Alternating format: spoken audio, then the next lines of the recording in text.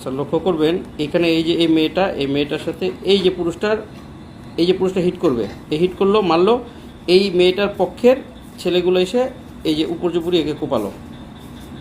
আর এই যে মেয়েটা স্যার, এই মেয়েটার নাম গোলাপি, এই কল গার্ল, এ হচ্ছে এই ছেলেগুলোকে দিয়ে হানি ট্র্যাপ করানোর পর এই ছেলেগুলো দিয়ে খদ্দেরদের সর্বস্ব লুটে নেয় বলে এত আইডিয়া করা যাচ্ছে।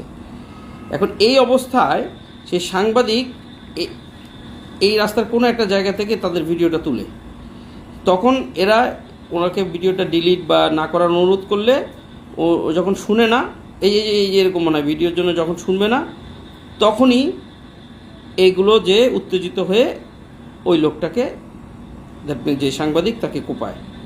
এখানে চাঁদাবাজির কোনো প্রশ্নই আসেনি। এখানে স্যার মেয়ে ঘটিত একটা ইস্যুকে কেন্দ্র করে প্রথমে একটি লোককে কোপায়, সেই লোককে কোপানোর পরে ওই সাংবাদিক ছবি তুলতে গেলে সেই সাংবাদিককে উপর্যুপরি কুপিয়ে হত্যা করে। এইক্ষণ পর্যন্ত এই বিষয়, এখানে চাঁদাবাজির কোনো ইস্যু ছিল না স্যার।